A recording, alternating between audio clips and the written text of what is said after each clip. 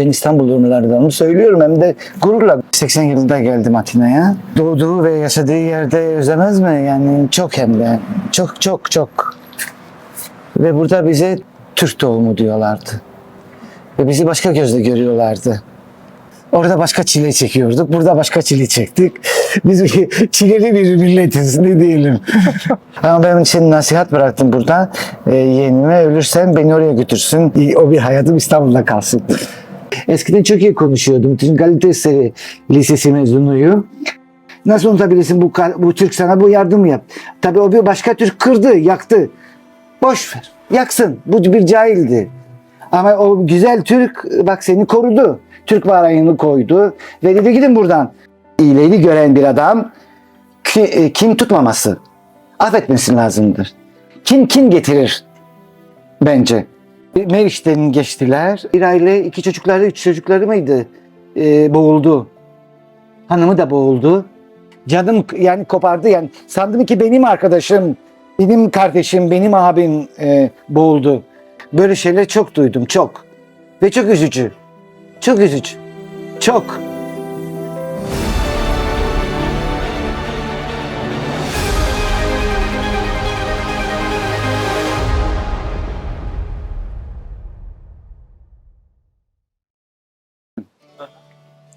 Türkçe mi konuşuyorsun? Türkçe konuşuyoruz. Niye konuşmuyorsun? Siz Türkçe biliyor musunuz? Tabii. Çok iyi.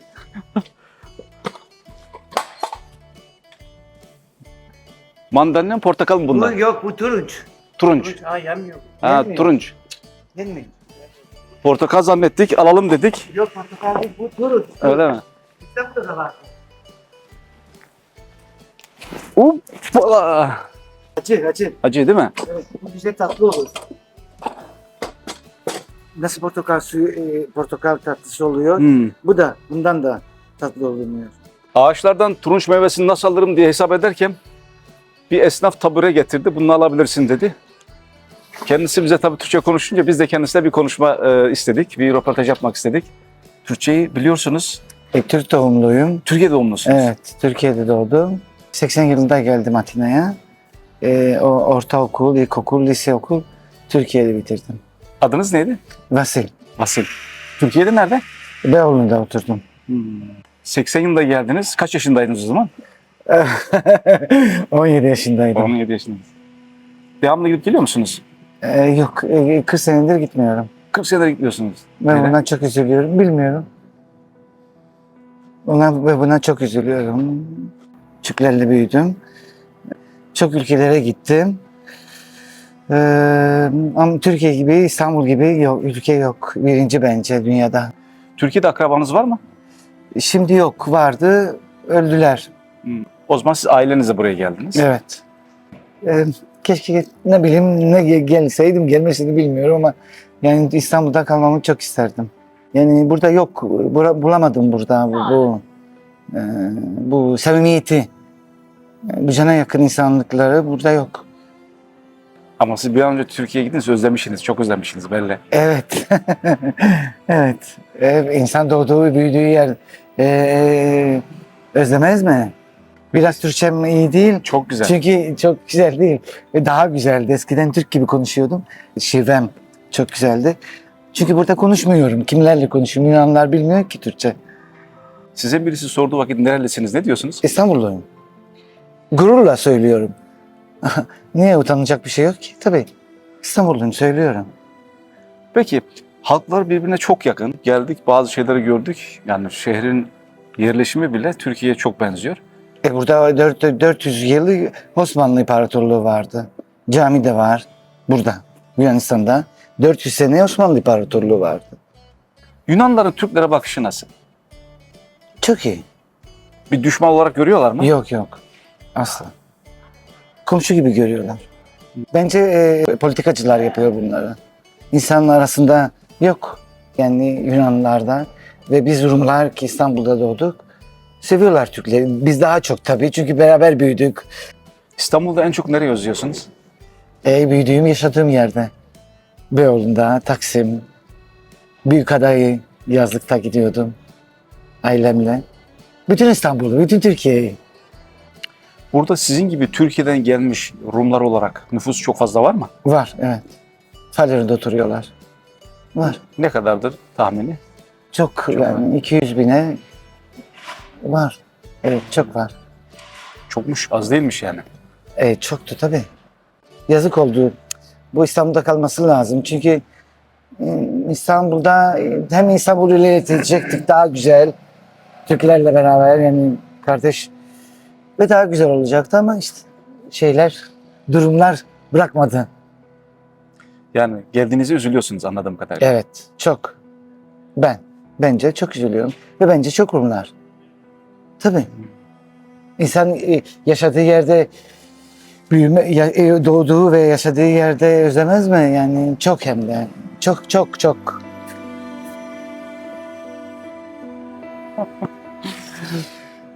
Siz özlemişsiniz. Evet. Ziyaret etmeniz lazım.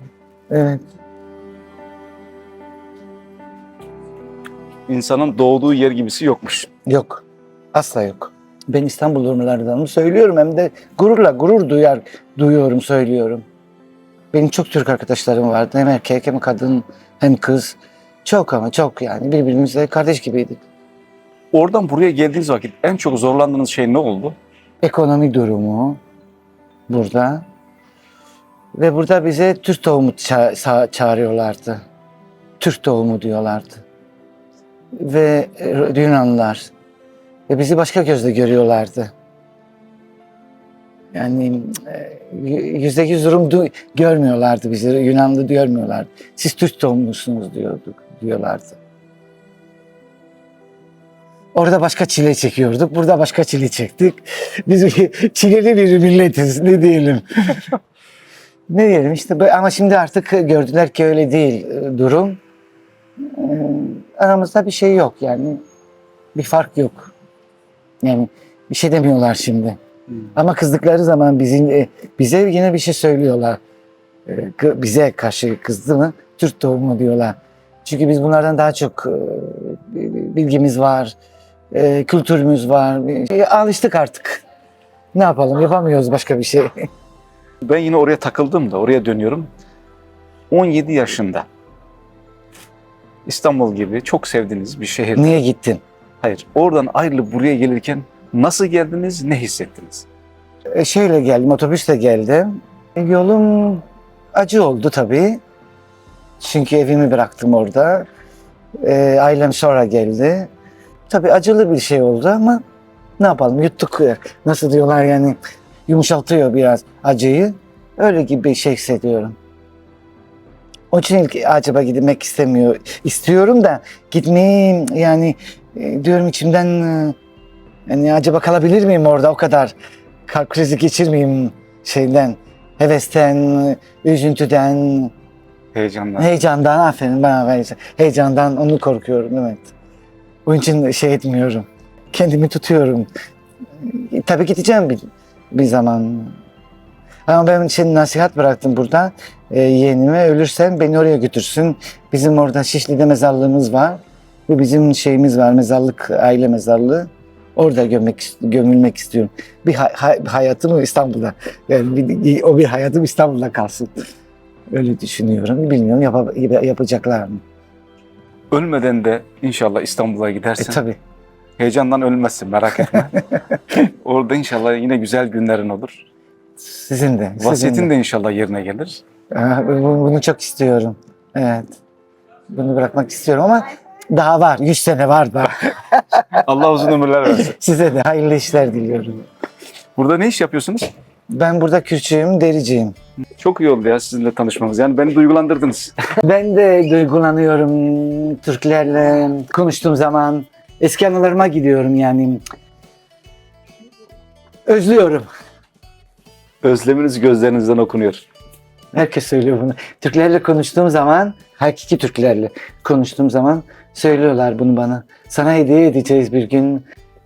Bir sefer seni götüreceğiz İstanbul'da ki heyecanın, hevesin, isteğin olsun diyorlar. Yok gitmek istiyorum yani bir ekonomi problemi yok da bilmiyorum heyecanı korkuyorum. Yani böyle O kadar senedir gitmedim yani 40 seneye yakın. Ve çok gitmek istiyorum. Bence siz gidin. Heyecandan ölmezsiniz de. Türkiye'den buraya gelirken geride sevdiklerinizi bıraktınız. Onun haricinde mal olarak da bir şey bıraktınız mı? Evet. Onlar ne oldu? Ailem sattı evleri ama para tutmadı. Çünkü düşüktü o zaman Türk parası, lira. Düşüktü ve burada bir şey alamadık. Peki neden Türkiye'den çıkma lüzumu hissettiniz?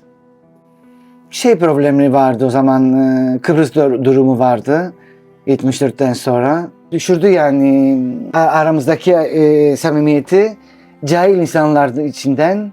O öyle oldu. Çok yazık yani ben Kıbrıs durumundan olduğu hadiselerden sonra. Cahil halkın da size bakış açısı değişti. Siz de bundan rahatsız olunca çıkmak zorunda kaldınız. Evet, aynen. Maalesef politikacılar bunu hep yapıyorlar. Her dönemde yapıyorlar. Evet. Bu dönemde de yapıyorlar. O dönemde Rumlar için yapmışlar. Bu dönemde başka birileri için yapıyorlar. Evet, çok yazık. Yazık. Evet, benim iş için iş durumundan Amerika'ya teklif ettiler. Çok para verdiler. İmkansız dedim. Ekonomi durumumuz çok fena değildi. Hayatımız iyiydi. Orada yeniden bir evimiz vardı. Yazdığımız Büyükada'da filan filan. Bıraktık onları gittik. Buraya gittik. Hadi şimdi başladık yapmaya. Yeniden buradan gideyim Amerika'ya başka hiç şey yok dedim, istemem, paralar da sizin olsun, işler de sizin olsun, Amerika'da sizin olsun, yapamam. Çünkü yoruldum, yığındım yani. Nasıl diyorlar, Türkçeyi de unuttum da o kadar. Eskiden çok iyi konuşuyordum. Galatasaray Lisesi mezunuyum. Ama Hangi lisede? Galatasaray Lisesi mezunuyum. Ve çok güzel konuşuyordum. Yani konuştuğum zaman İstanbul'da adımı dediğim zaman bana diyorlar niye Rum adı söylüyorsun madem Türksün. Türk değilim, Türk tabalıyım, Türk hissediyorum ama Rum'um diyordum. Ya inanmıyorlardı. Hüviyetini göster diyorlar. O kadar güzel konuşuyorsun Türkiye'yi. Türklerden daha güzel. Türk öğretmenim de vardı, profesör Galatasaray Lisesi'nde. Bana diyordu o kadar güzel seviyeli konuşuyorsun Türkçeyi. Fransızca öğretmenin de diyordu. Sen Fransızca öğrenemezsin. Türkçeyi daha çok dilin dönüyor diyordu. Bilmiyorum, belki sevgiden geliyor bu. Konuştuğum zaman yaş gözlerim doluyor. Memleketim olduğu için mi bilmiyorum. Ya bence gurur duyuyorum. O Beyoğlu da çok güzel bir yer. Ve o Beyoğlu'nda dolaşamazdın eğer güzel giyimli olmasaydın. Erkekler kravatlı, hanımlar şapkalı. İstanbul ne Karşılarından olursa bir tanesi. olsun atomik bombadan atsalar güzelliğe gitmez. Güzelliği kalacak. Güzelliği Allah'tan böyle ya Tanrı'dan bozulmaz o ülke ne olursa olsun. Ne kadar da kesseler ağaçları, tarihini ve güzelliğini bozamazlar. Evimde Türkiye'ye gelince bu Türkiye'den bu. Türkiye'denim diyorum ya diyorum. Olmayacak mı? Tabii görüyorum anılarımla. Yaşıyorum. Bazı diyorum bu vazo Meral Hanım hediye etti. Acaba ne yaptı? Ölmüştü. Çünkü ailem gibiydi. Ailemden de daha büyüktü. Başkomiserdi kocası. Bize çok iyi. O zaman 55'te ben doğumlu değildim. 64'te Yunanlara karşı Rumlara karşı bir şeyler oldu ve bu başkomiser çünkü ailemle çok arkadaşlık yapıyorlardı. Korudu bizi yani. Burada hep Türkler oturuyor dedi. Çıkın gidin buradan. Rumlar oturmuyor. Yani bunları unutamazsın. Bunları hain olman lazım. Bu güzel bak ağlamak istiyorum yani bu güzel şeyleri yani unutamazsın. Nasıl unutabilirsin bu Türk sana bu yardımı yaptı. Tabii o bir başka Türk kırdı, yaktı. Boş ver. Yaksın. Bu bir cahildi. Ama o güzel Türk bak seni korudu. Türk bayrağını koydu ve dedi gidin buradan. Ailem söylüyordu çünkü ben 55'te doğumlu değildim. Abilerim doğumluydu. Kütahyalıydı adam. Getirmişti böyle bir vazo evimde şimdi. Görüyorum diyorum acaba ne yapıyor Meral Hanım? Yaşıyor mu? Yaşamıyorsa toprağı bol olsun. Bizi korudu, karnabahar kızartıyordu. Nasıl yapıyordu bu güzel yemeği ya? Yaptığı zaman getiriyordu bizi. Cacıkla yapıyordu kızartma. Ne tadı vardı ya kardeşim. Ne güzeldi. Mücver mi diyorlar? Kavga yapıyorduk ailece. Yok ki çocuklar. Bir daha getiriyordu. Bu güzel günleri, anıları unutabilir misiniz? Unutamaz. Bence unutamam. Bence Türklere karşı hiçbir kinim ve aksinden daha sevgim var. Türkiye'den buraya gelip iş yapanlar var mı? Veya Türkiye'den birisi buraya gelip iş yapmak istese bir piyasa var mı? Hangi sektörlerde iş bulabilirler? İş kurmak, burada iş başarmak zor mu Türkler için? Bir de onu Yok, sormuş zor olalım. değil. Türkler için zor değil. Gelenler de var. Ama bir cemiyettir bu gelenler yani. Böyle bir Cemaat mi? cemaat, evet. Gelenler buraya, bunlar. Evet, çok işler yapıyorlar. İşler de, dükkanlar da açıyorlar. Baklavacı da açıyor. Baklavacı açarsın burada çok iyi çünkü tatlıları seviyorlar. Az önce cemaatten dediğiniz insanlar, onlar Türkiye'de politik nedenlerden dolayı Evet. çıkmak zorunda kalanlar. Bir anlamda sizin gibi çıkmak zorunda kalanlar. Onun için yardım etmek istiyorum. Evime bir gün davet ettim. Ağladı evimde. Dedim niye ağlıyorsun Celal dedim. Niye ağlıyorsun evimde? Ya abi dedi sen dedi şimdi bu danadın evimi açtın, dükkanını açtın. Bana çay yaptın. Bizde İstanbul'da gibi çay yapar. Çay bardaklarım var evimde gelirseniz. Ya abi dedi sen beni dün taşıdın, dün tanıdın, yukarıda oturuyordu. İtimatım var. Sonsuz dedim itimatım var. Ne diyorsun? Telefonlaşıyoruz. Tercümenlik yapıyorum çünkü Türkçe, Yunanca bilmiyor. Doktora gidiyor bana telefon açıyor. Abi ne olur şunu söyle. İstemiyorum abi kelimesini. Benim adımla Vasil'di. Çünkü öyleydik İstanbul. Ve topladık 4-5 arkadaş. Geldiler evime. Ayran, dönüyordu nasıl diyordu. Lahmacun. Özlemiştim. Ay adam diyordu senin bir almayacağız diyordu. Ama dedim özledim çok özledim bu lahmacun. Çünkü ben Galatasaray Lisesi'nde İstanbul'da çıkıyorduk Antrak'ta yani şeyde okulun arasında şey yapıyorduk ya nasıl Teneffüs. teneffüs aferin işte bazı kelimeleri unuttum. Teneffüs yapıyorduk. Çıkıyorduk gamgam vardı benim o zamanımda İstiklal Caddesi'nde. Ayran ve lahmacun. İçiyorduk, yiyorduk, tekrar okula gidiyorduk. Bu anılar güzel değil mi? Ben bunları unutamam asla hiçbir zaman. Kesinlikle. Peki mesela o şekilde sizin gibi bir anlamda yurdundan, yuvasından çıkmış o insanlara ne demek istersiniz? Sabır etsinler. Çabalasınlar. Biz de çabaladık. Belki buraya geldik ama hiçbir farkımız yoktu bunlardan. Yalnız Rum'duk. Dili konuşuyorduk. O da yarı yamalak. Çünkü Türkçe daha iyiydi. Öyle diyorlardı.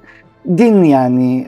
Bunlar kabul etmiyorlardı ki Rum'uz Türk tohumu diyorum diyorlardı. Acıyorum bu adamlara tabii. Yardım etmek istiyorum. Bir hasta benim çektiğim için ama bir hasta da Türk olduğu için yani yardım etmek istiyorum. Ya hanımlar diyor hakkınızı nasıl helal edeceksiniz? Ağlamak istiyorum. Hakkınız helal daima dedim. Etmeme gerek yok. Biz kardeşiz. Ne demek istiyorsun? Evet abi diyor yani ne kadar ne güzel insansın diyorlar bana. Bütün Rumlar bence öyledir yani. Yani hangi Rum'a sorsak belki çile çektiler. Anamız babamız. Ben çok çekmedim çünkü daha gencim. Yine de kin yok yani. İleğini gören bir adam kin tutmaması. Affetmesi lazımdır. Affettin mi geçer. Kin getirir bence. Ama affederse yani boş ver. Yaptın oldu ne olur. Boş ver. Oldu. Bas cahil insanlar. Bir de bu Yunanistan'a geçişler Çok var. Bir aile 2 çocukları 3 çocukları mıydı? Boğuldu. Hanımı da boğuldu. Televizyonda da anlattılar. Canım yani kopardı yani. Sandım ki benim arkadaşım, benim kardeşim, benim abim boğuldu. Meriç'ten geçtiler kayıkla. Kayık devrildi. Sular biliyorsunuz orada gibi Sarayburnu gibi sular böyle gidiyor. Çocuklar boğuldu, yüzme bilmiyorlardı. Hanım boğuldu. Adam da galiba Almanya'ya mı gitti? İsveç'e mi gitti? Böyle bir ülkeye gitti. Evet, böyle şeyler çok duydum, çok. Ve çok üzücü. Çok üzücü. Çok. Ot kütür işi yapıyoruz burada.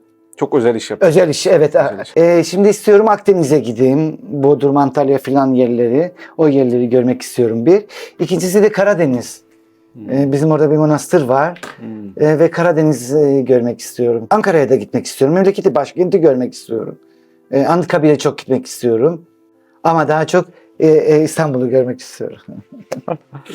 İnşallah kavuştursun diyelim Allah. Gezmeye başladık. Yolda gördüğümüz bir turuncu almak için uğraşırken ayağımıza tabureyi verdi. Tesadüfen tanışmış olduk Vasili Bey'le. Çok memnun Gerçekten oldum. çok tatlı bir muhabbet ettik. Çok vallahi çok. Hakikaten. Kendisi de Türkiye'yi Aşırı özlemiş. güzel. Yalnız biz burada geldik Atina'yı öğrenmek için, Atina'yı gezmek için. Atina'da kendisi bize Türkiye'yi, İstanbul'u anlattı. İstanbul sevgisiyle bizi geri gönderiyor.